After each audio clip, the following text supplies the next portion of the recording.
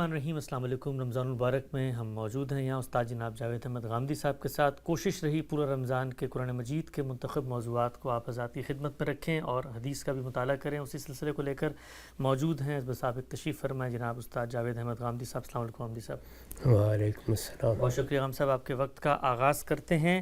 آج جس موضوع کا میں نے انتخاب کیا ہے وہ بدگمانی سے کیسے بچیں۔ سورہ بنی اسرائیل کے اندر ہم سب جانتے ہیں کہ احکام عشرہ بیان ہوئے ہیں، اسی میں سے ایک یہ حکم ہے۔ ارشاد فرمایا تم اس چیز کے پیچھے نہ پڑو جسے تم جانتے نہ ہو، اس لیے کہ کان، آنکھ اور دل ان سب کی پرسش ہونی ہے۔ غام صاحب اپنی تفسیر البیان میں اس کی توضیح میں لکھتے ہیں یہ نواں حکم ہے۔ اس کے معنی یہ ہیں کہ کسی مسلمان کے لیے یہ بات جائز نہیں ہے کہ بدگمانی کرے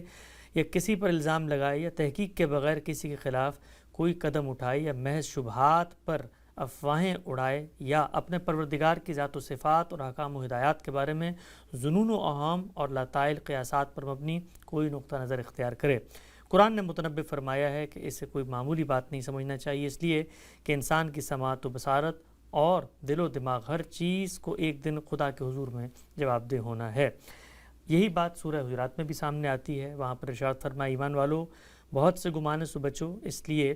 کہ بعض گمان سری گناہ ہوتے ہیں اور دوسروں کی ٹو میں نہ لگو۔ اس بات کی تفسیر مولانا امین حسن اصلاحی نے اپنی شرح آفاق میں بھی کی ہے۔ غامدی صاحب بھی لکھتے ہیں یہ برے گمانوں سے اجتناب کی ہدایت ہے۔ مطلب یہ ہے کہ اپنے کسی بھائی کے بارے میں جو رتب و یابس گمان دل میں پیدا ہو جائے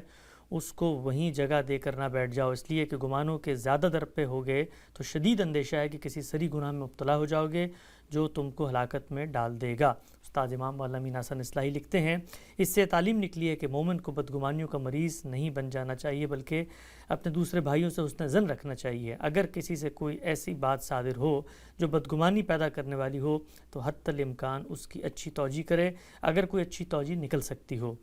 اس کے برے پہلو کو اسی شکل میں اختیار کرنا جائز ہے جب اس کی کوئی اچھی توجیہ نہ نکل سکے۔ اگر بدگمانی کے سزاوار سے آدمی کو خوشگمانی ہو تو یہ اس بات کے مقابل میں احون ہے کہ وہ کسی خوشگمانی کے حقدار سے بدگمانی رکھے۔ غامدی صاحب اس وقت اگر آپ پاکستانی قوم کی نفسیاتی تحلیل کریں، ویسے تو کسی شخص کی نفسیاتی تحلیل نہیں کرنی چاہیے، خود دین بتاتا ہے یہ بدگمانی ہے، لیکن قوموں کی بسا اوقات مزاج رویوں کی تحلیل دانشوروں کو، حکماء کو، فلاسفہ کو، علماء کو کرنی پڑتی ہے تاکہ وہ ان کو توجہ دلا سکیں۔ اگر ہم پاکستانی قوم کی نفسیاتی تحلیل کریں تو ایک بات جو مرض کی طرح ہماری قوم میں سرایت کر چکی ہے وہ یہ بدگمانی کا مرض ہے، اور سب سے زیادہ اس کا ظہور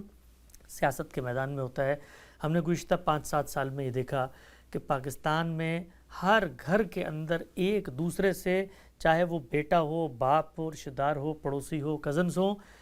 محض اپنی سیاسی وابستگی کی بنیاد پر بدگمانیاں پیدا ہوئیں اور لوگوں نے ایک دوسرے کو باقاعدہ ایسے ایسے القاب اور ایسے ایسے نام دے دیے کہ جن سے ان کے دلوں، ان کی نیت اور ان کے محرکات کو باقاعدہ تقسیم کر دی گئی۔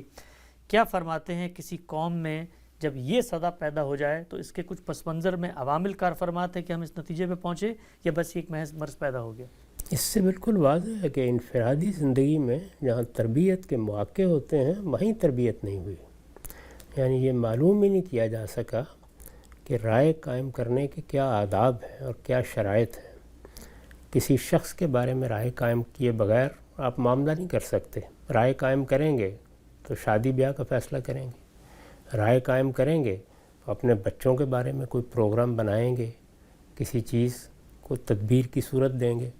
رائے تو ہر جگہ قائم کرنی ہے۔ آپ نے کاروبار کرنا ہے، رائے قائم کیے بغیر تو نہیں ہو سکتا۔ کسی کے ساتھ شراکت کرنی ہے، رائے قائم کریں گے۔ اپنے گھر میں کسی ہنرمند کو بلائیں گے،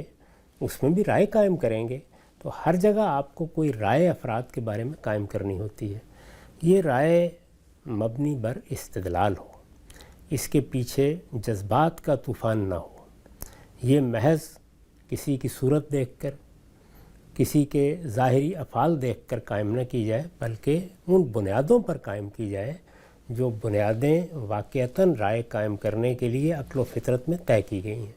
تو اگر رائے قائم کرنے کے اس عمل کی تربیت صحیح طریقے سے دی گئی ہو تو پھر سیاست میں بھی اس سے مختلف کوئی چیز ظاہر نہیں ہوگی۔ یہ تربیت نہیں دی گئی تو پھر ہر جگہ اس کا ظہور ہوگا۔ یہ ایسا نہیں ہے کہ ہمارے ہاں صرف سیاست کے میدان میں لوگوں نے بدگمانیاں کی ہیں، افواہیں اڑائی ہیں، غلط چیزوں کو پھیلایا ہے، اپنے تعصبات کو حقائق کا نام دیا ہے، اپنی ذاتی نفرت یا اپنی ذاتی محبت کو بنیاد بنا کر لوگوں پہ الزامات لگائے ہیں، یہ صرف سیاست ہی میں نہیں ہے، یہ ہماری عام زندگی میں بھی اسی طرح ہے۔ یعنی ہمارے گھروں میں آپ خواتین کے مابین جھگڑوں کو دیکھ لیں، میاں بیوی کے واقعات جب آپ کے سامنے آئیں گے، کہیں کوئی ان کے درمیان نزاع ہو جائے، بالکل یہی صورتحال ہوگی۔ اداروں میں دیکھ لیں، یعنی جہاں خرابیاں پیدا ہوتی ہیں مذہبی اداروں میں، دینی اداروں میں، وہاں جڑ تلاش کی جائے تو بدگمانی ہوگی۔ اگر ہم خوشگمان ہیں ایک دوسرے کے بارے میں تو پھر یہ ممکن ہی نہیں ہو سکتا کہ ہمارے درمیان تعلق، رابطہ ختم ہو جائے۔ ہم بیٹھے بٹھائے کسی شخص پر کوئی اتہام کر دیں، پھر تو تحقیق کے مراحل سے آدمی گزرے گا اگر کوئی بات اس نے فی الواقع کرنی ہے، یا اگر کوئی غلطی، کوئی کوتاہی سامنے آئے گی تو صحیح جگہ پر رکھ کر اس کی اصلاح کرنے کی جدوجہد کرے گا۔ یہ چیز چونکہ ہماری انفرادی زندگی میں تربیت نہیں پاتی، تو پھر جب سیاسی زندگی میں ہمیں بات کرنے کا موقع ملتا ہے تو یہ دیکھیے کہ لوگوں نے ایک دوسرے کے نام رکھے، ذرا حالے کہ سری لفظوں میں قرآن کہتا ہے کہ وَلَا تَنَابَزُوا بِالْأَلْقَابِ، یعنی کسی کو آپ فلاں جماعت سے تعلق کی وجہ سے یہ کہہ دیتے ہیں، کسی کو وہ کہہ دیتے ہیں، یہ چیزیں زبان پر بھی نہیں آنی چاہیے۔ یعنی میں اس وقت مثال کے طور پر بھی یہ پسند نہیں کروں گا کہ میں وہ الفاظ بولوں۔ تو اگر ایک آدمی فی الواقع خدا ترس ہے تو اس کو دیکھنا پڑتا ہے کہ افراد کے بارے میں کوئی بات کہنے کے کیا آداب اللہ تعالیٰ نے بتائے ہیں۔ یہ جو آیت آپ نے پڑھی ہے سورہ حجرات کی، اجتنبوا کثیرا من الظن ان بعض الظن اثم، ہر وقت اس کو سامنے رکھنا چاہیے۔ بلکہ میں تو بارہا لوگوں کو توجہ دلاتا ہوں کہ پوری سورہ حجرات ہی ہر وقت لوگوں کے سامنے رہنی چاہیے۔ اس میں بہت باتیں کہی گئی ہیں،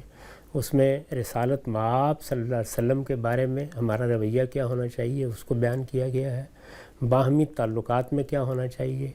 کوئی خبر دینے میں کیا ہونا چاہیے، خبر وصول کرنے میں کیا ہونا چاہیے، ہماری برادریوں اور تعلقات اور روابط میں کس جگہ ہمیں صحیح رویے کے ساتھ دوسروں سے معاملہ کرنا چاہیے۔ اسی طرح غیبت ہے، اسی طرح تمسخر ہے، اسی طرح دوسروں کی مختلف صورتوں کا تجسس کرنا، ایک ایک چیز کو زیر بحث لا کر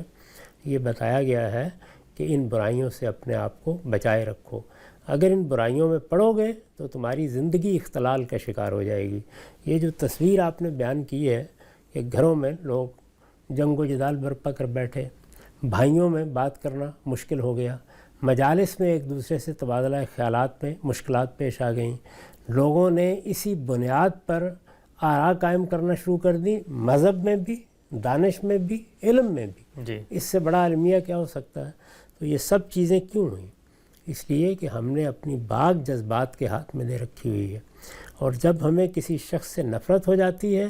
تو پھر ہم اس میں کوئی خوبی تسلیم کرنے کے لیے تیار نہیں ہوتے، اور جب کسی شخص سے محبت ہوتی ہے تو پھر اس میں کوئی خامی تسلیم کرنے کے لیے تیار نہیں ہوتے۔ اگر ہم قائم بالقسط ہوتے اور یہ جانتے کہ ہمیں انصاف کے ساتھ بات کرنی ہے اور ہر چیز کا انصاف کی روشنی میں جائزہ لینا ہے، تو یہ ممکن نہیں تھا کہ اس طرح کے جنگ و جدال کی نوبت آ جاتی۔ جنگ و جدال کی نوبت کبھی شرفاء کے درمیان آراء کے معاملے میں آنی ہی نہیں چاہیے۔ ہمیں یہ تسلیم کر کے دنیا میں زندگی بسر کرنی چاہیے کہ یہاں مذہب میں، دین میں، علم میں، سائنس میں، فلسفے میں اور سیاست میں بھی لوگوں کے اذواق مختلف ہوں گے، رجحانات مختلف ہوں گے، سوچنے کا انداز مختلف ہوگا۔ اس میں ایک دوسرے کی رائے تبدیل کرنے کے لیے تبادلہ خیالات کرنا، استدلال کرنا، یہ تو انسانیت کا حسن ہے۔ لیکن یہ کہ میں یہ خیال کروں کہ چونکہ میں نے ایک رائے قائم کر لی ہے تو اب اس کے بعد دوسرا آدمی اگر مجھ سے مختلف رائے رکھتا ہے تو اس کو میں کوئی اہمیت ہی دینے کے لیے تیار نہیں ہوں، یا میں اس کی کوئی دوسری اچھی بات بھی سننے کے لیے تیار نہیں ہوں، تو یہ بڑی علم انگیز صورتحال ہے۔ اور کوئی شبہ نہیں کہ میں نے بھی اس کا مشاہدہ کیا ہے۔ اس میں ہر شخص کو توجہ دلانی چاہیے۔ یہ رمضان کا مہینہ ہے، اس میں لوگ روزے رکھ رہے ہیں، اپنی تطہیر اور اپنے تزکیے کو اہمیت دیتے ہوئے وہ ذرا اپنا جائزہ لے کر دیکھیں کہ انہوں نے سیاسی مقاصد کے لیے یا معاشی مقاصد کے لیے یا اپنے ذاتی مفادات کے لیے کہاں کہاں بے انصافی کی باتیں کی ہیں، کہاں کہاں بے انصافی کی باتیں کہی ہیں، کہاں کہاں بے انصافی کے اقدامات کیے ہیں، اور آراء قائم کرتے وقت کیا فی الواقع وہ سارے مقاصد سامنے رکھے ہیں جو اللہ تعالیٰ نے انسان کے لیے مقرر کیے ہیں۔ تو انہیں یہ اندازہ ہوگا کہ بہت بڑے پیمانے پر ہم نے ان سب چیزوں کی خلاف ورزیاں کی۔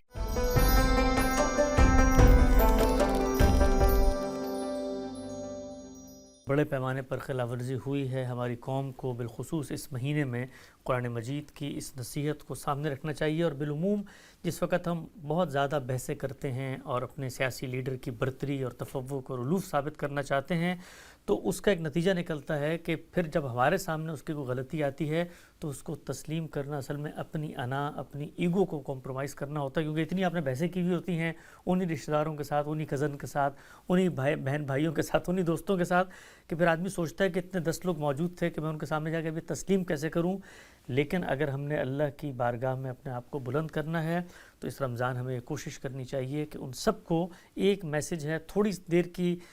جس کو کہتے ہیں نا کہ قربانی ہوتی ہے، ایک پیغام ہوتا ہے کہ جی میں نے آپ سے بہت زیادہ اس معاملات میں بحثیں کی، آپ کی نیت محرکات پر میں نے تبصرہ کیا، اور صرف آپ کے نہیں بلکہ لیڈر کے مطلب یہ بھی تو ہوتا ہے کہ جو سامنے بندہ موجود ہے اس کو تو چلیں آپ کر لیتے ہیں، وہ جو سامنے نہیں ہے وہ بھی کسی کا بیٹا ہے، کسی کا باپ ہے، کسی کا بھائی ہے، اس کی عزت کو چاہے جتنا پامال کرو، پیچھے بیٹھ کے فیس بک پہ گالیاں دو، کمنٹ لکھ دو، کوئی ہم نے یہ دیکھا ہے ہماری قوم میں جو بالکل اس وقت بالکل مرض کی طرح شکل اختیار کر گئی ہے کہ فیس بک پر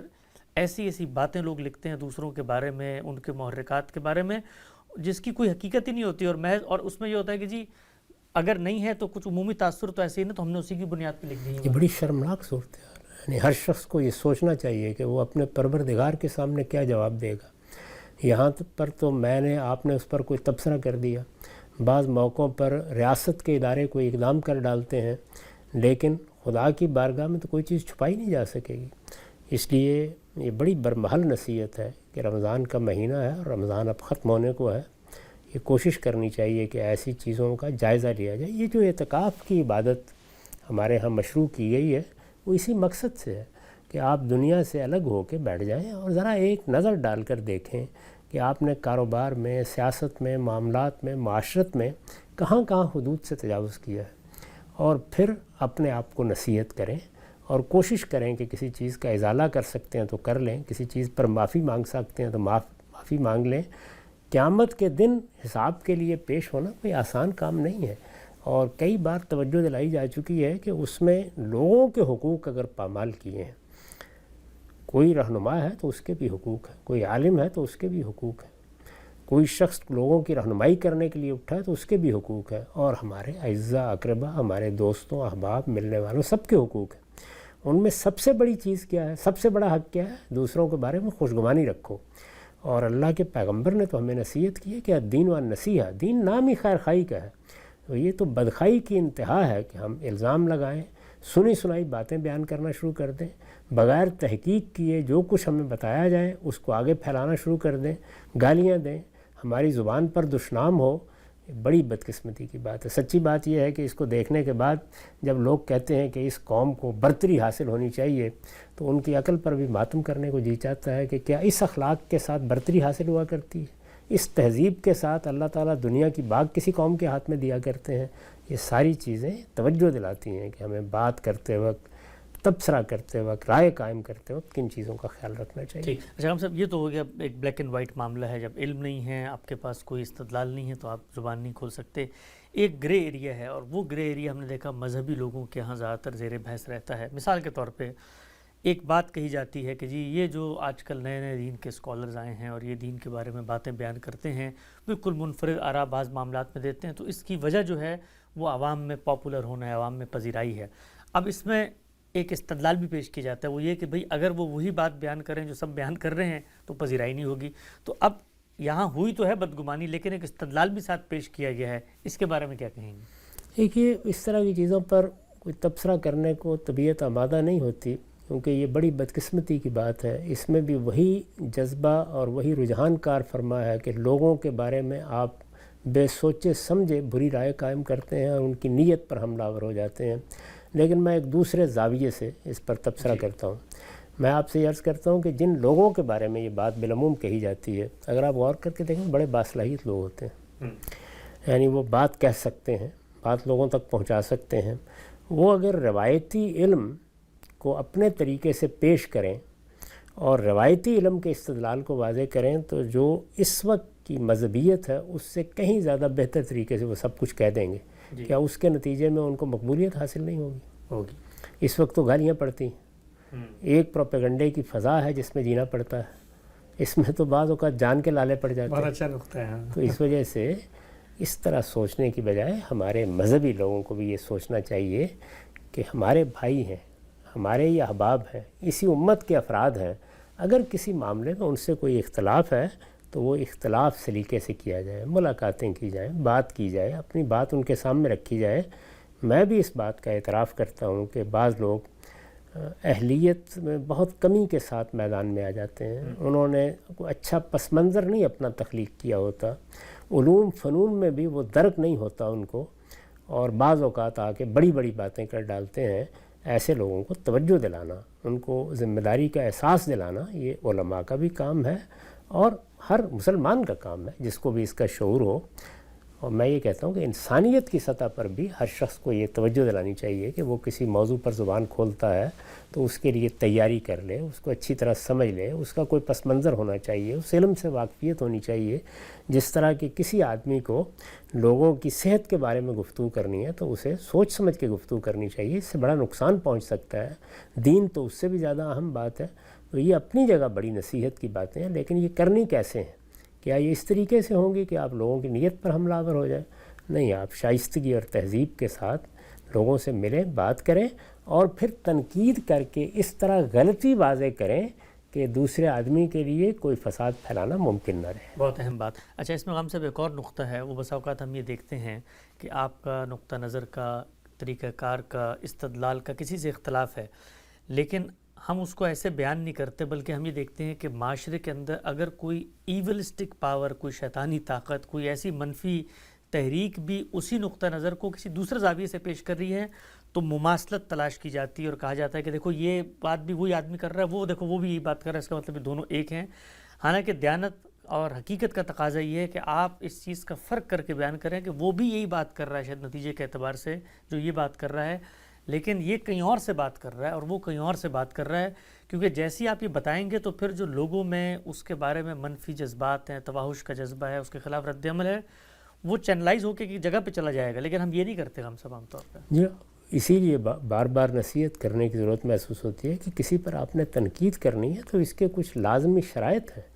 پہلے آپ بہت اچھے طریقے سے بیان کریں کہ دوسرے کا موقف کیا ہے، اس کا استدلال واضح کریں۔ جب اس استدلال کو آپ واضح کر کے وہ موقف بیان کر لیں تو پھر اس کے بعد تنقید کریں۔ اور اگر آپ نے تنقید نہیں کرنی اس طریقے سے، محض ایک دوسری رائے بیان کرنی ہے تو بہت سادگی سے یہ بیان کریں کہ ایک رائے نقطہ نظر یہ ہے، میرا نقطہ نظر یہ ہے، پھر اپنے دلائل کی وضاحت کر دیں، لوگ خود تقابل کر لیں گے۔ لیکن بغیر سوچے سمجھے تبصرے کرنا یا کسی چیز کے بارے میں بدگمانی پیدا کرنا یا بہت سی چیزیں دائیں بائیں کی ملا کے اس کا موقف بنا دینا، اس کا موقف صحیح طریقے سے بیان نہ کرنا، یہ سب چیزیں بڑے گناہوں میں سے ہیں، اس سے اجتناب کرنا چاہیے۔ ایک آخری سوال غم صاحب، اس موضوع سے متعلق ایک عملی افادیت کے لحاظ سے سوال، جس وقت ہمارے دانشور، علماء، فقہا یا فلاسفہ یا وہ لوگ جن کے ذمہ تعلیم اور تربیت ہے وہ یہ کام کرتے ہیں تو اس سے خود ان کے کاز کو کتنا نقصان ہوتا ہے، اس لیے کہ عوام بہر کیف یہ بات محسوس کر رہے ہوتے ہیں کہ بھئی یہ تو جہاں تہاں سے بات سنی، کان میں پڑی اور اس کے بعد ایک فتویٰ صادر کر دیا، الزامات کا ایک بوچھاڑ ہے اور اس کے بعد لوگوں کو لیبل کر دیا، تو اس کے نتیجے میں جو آپ دین بھی بتا رہے ہیں، جو حکمت اور دانش بھی بیان کر رہے ہیں، اس کی اہمیت بھی ان کی نظر میں کم ہو جاتی ہے۔ بالکل ایسا ہی ہوتا ہے، خاص طور پر موجودہ زمانے میں، جب کہ لوگ اب بہت چیزوں کو دیکھنے لگ گئے ہیں، براہ راست رسائی ہے ان کی، بہت سی چیزیں گویا ان کے ہاتھ میں پکڑی ہوئی ہیں، وہ ان کی تحقیق کر سکتے ہیں، دیکھ سکتے ہیں۔ اس میں کسی کی نسبت سے کوئی غلط بات کرنا، کسی کا موقف توڑ مروڑ کر بیان کرنا، کسی کی بات کو کوئی اپنی صورت دے دینا، اس میں تحریف کر دینا، یہ چیزیں چلنے کی نہیں ہیں۔ اس کا نتیجہ کیا نکلتا ہے؟ تھوڑے عرصے کے بعد آدمی اپنا وقار خراب کرتا اور اپنی عزت کھو دیتا۔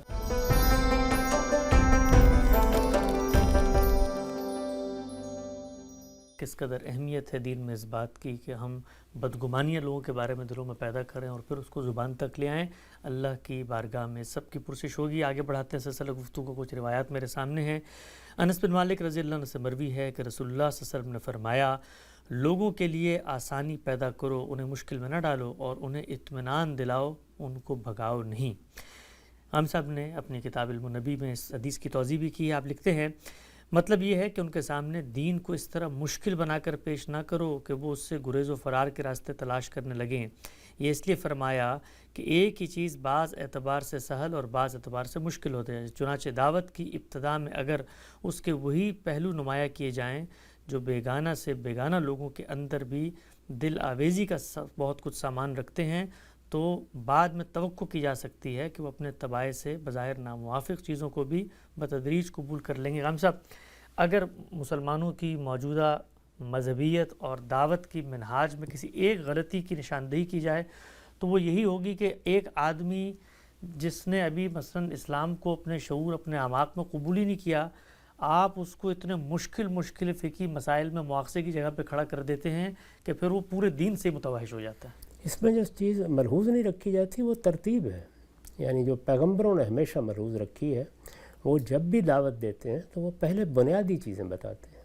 یعنی وہ ایمانیات کی چیزیں کیا ہیں۔ آج کے مسلمانوں کو اگر آپ دیکھیں تو ہمیں عورتوں کو، مردوں کو کہاں سے دین کی دعوت دینی چاہیے؟ پہلے اللہ کی سچی معرفت پیدا کرنی چاہیے۔ اللہ تعالیٰ محض ایک تصور نہیں ہے، ایک ہستی ہے، وہ ہمارا خالق ہے اور وہ حی و قیوم ہستی ہے۔ اس کے ساتھ جب تک زندہ تعلق پیدا نہیں ہوگا، مذہب کہاں سے آ جائے گا؟ پھر تو وہ محض کلچر ہوگا اور روایت کے تحت ہم بعض چیزوں کو مان رہے ہوں گے یا بعض مراسم ادا کر رہے ہوں گے۔ اللہ تعالیٰ کی سچی معرفت، اللہ تعالیٰ کی توحید کا صحیح تصور، اور اس کے بعد ضروری اعمال بتائے جائیں، جیسے نماز ہے، جیسے روزہ ہے، یا اخلاقی لحاظ سے جن چیزوں کا لحاظ کرنا چاہیے وہ چیزیں مقدم کر کے بتائیں۔ جب وہ چیزیں راسخ ہو جائیں گی اور لوگ اس کو سمجھ لیں گے اور برے بھلے حالات میں بھی وہ اپنی نماز کا اہتمام کریں گے، روزے کا اہتمام کریں گے، اللہ تعالیٰ کی ہدایت پر قائم رہنے کی دعائیں کریں گے، اللہ تعالیٰ کے ساتھ ان کا تعلق سچا ہوگا، اس کے بعد آداب کی چیزیں، اس طرح کی بہت سی چیزیں وہ خود بخود سیکھنا شروع کر دیتے ہیں۔ لیکن ہمارے ہاں عام طور پر ابتدا ہی ان چیزوں سے کی جاتی ہے اور نتیجہ یہ نکلتا ہے کہ ایک تواہش، ایک وحشت پیدا ہو جاتی ہے اور پھر لوگ دین کی بات سننے کے لیے بھی تیار نہیں ہوتے۔ اچھا، اس میں غام صاحب ایک اور نقطہ ہے، وہ بس اوقات ہم یہ دیکھتے ہیں کہ آپ کا نقطہ نظر کا، طریقہ کار کا، استدلال کا کسی سے اختلاف ہے، لیکن ہم اس کو ایسے بیان نہیں کرتے، بلکہ ہم یہ دیکھتے ہیں کہ معاشرے کے اندر اگر کوئی ایولسٹک پاور، کوئی شیطانی طاقت، کوئی ایسی منفی تحریک بھی اسی نقطہ نظر کو کسی دوسرے زاویے سے پیش کر رہی ہے تو مماثلت تلاش کی جاتی ہے اور کہا جاتا ہے کہ دیکھو یہ بات بھی وہی آدمی کر رہا ہے، وہ دیکھو وہ بھی یہی بات کر رہا ہے، اس کا مطلب یہ دونوں ایک ہیں۔ حالانکہ دیانت اور حقیقت کا تقاضا یہ ہے کہ آپ اس چیز کا فرق کر کے بیان کریں کہ وہ بھی یہی بات کر رہا ہے شاید نتیجے کے اعتبار سے جو یہ بات کر رہا ہے، لیکن یہ کہیں اور سے بات کر رہا ہے اور وہ کہیں اور سے بات کر رہا ہے، کیونکہ جیسی آپ یہ بتائیں گے تو پھر جو لوگوں میں اس کے بارے میں منفی جذبات ہیں، تواہش کا جذبہ ہے، اس کے خلاف رد عمل ہے، وہ چینلائز ہو کے ایک جگہ پہ چلا جائے گا، لیکن ہم یہ نہیں کرتے ہم سب عام طور پہ۔ جی، اسی لیے بار بار نصیحت کرنے کی ضرورت محسوس ہوتی ہے کہ کسی پر آپ نے تنقید کرنی ہے تو اس کے کچھ لازمی شرائط ہیں۔ پہلے آپ بہت اچھے طریقے سے بیان کریں کہ دوسرے کا موقف کیا ہے، اس کا استدلال واضح کریں۔ جب اس استدلال کو آپ واضح کر کے وہ موقف بیان کر لیں تو پھر اس کے بعد تنقید کریں، اور اگر آپ نے تنقید نہیں کرنی اس طریقے سے، محض ایک دوسری رائے بیان کرنی ہے تو بہت سادگی سے یہ بیان کریں کہ ایک رائے نقطہ نظر یہ ہے، میرا نقطہ نظر یہ ہے، پھر اپنے دلائل کی وضاحت کر دیں، لوگ خود تقابل کر لیں گے۔ لیکن بغیر سوچے سمجھے تبصرے کرنا یا کسی چیز کے بارے میں بدگمانی پیدا کرنا یا بہت سی چیزیں دائیں بائیں کی ملا کے اس کا موقف بنا دینا، اس کا موقف صحیح طریقے سے بیان نہ کرنا، یہ سب چیزیں بڑے گناہوں میں سے ہیں، اس سے اجتناب کرنا چاہیے۔ ایک آخری سوال غام صاحب اس موضوع سے متعلق، ایک عملی افادیت کے لحاظ سے سوال، جس وقت ہمارے دانشور، علماء، فقہا یا فلاسفہ یا وہ لوگ جن کے ذمہ تعلیم اور تربیت ہے وہ یہ کام کرتے ہیں تو اس سے خود ان کے کاز کو کتنا نقصان ہوتا ہے، اس لیے کہ عوام بہر کیف یہ بات محسوس کر رہے ہوتے ہیں کہ بھئی یہ تو جہاں تہاں سے بات سنی، کان میں پڑی اور اس کے بعد ایک فتویٰ صادر کر دیا، الزامات کا ایک بوچھاڑ ہے اور اس کے بعد لوگوں کو لیبل کر دیا، تو اس کے نتیجے میں جو آپ دین بھی بتا رہے ہیں، جو حکمت اور دانش بھی بیان کر رہے ہیں، اس کی اہمیت بھی ان کی نظر میں کم ہو جاتی ہے۔ بالکل ایسا ہی ہوتا ہے، خاص طور پر موجودہ زمانے میں، جبکہ لوگ اب بہت چیزوں کو دیکھنے لگ گئے ہیں، براہ راست رسائی ہے ان کی، بہت سی چیزیں گویا ان کے ہاتھ میں پکڑی ہوئی ہیں، وہ ان کی تحقیق کر سکتے ہیں، دیکھ سکتے ہیں۔ اس میں کسی کی نسبت سے کوئی غلط بات کرنا، کسی کا موقف توڑ مروڑ کر بیان کرنا، کسی کی بات کو کوئی اپنی صورت دے دینا، اس میں تحریف کر دینا، یہ چیزیں چلنے کی نہیں ہیں۔ اس کا نتیجہ کیا نکلتا ہے؟ تھوڑے عرصے کے بعد آدمی اپنا وقار خراب کرتا اور اپنی عزت کھو دیتا۔ غامدی صاحب کے ساتھ رمضان میں نشریات کا خصوصی سلسلہ جاری ہے. وقت یہاں پہ ختم ہوتا ہے. اب تک آپ لوگ کا بہت شکریہ.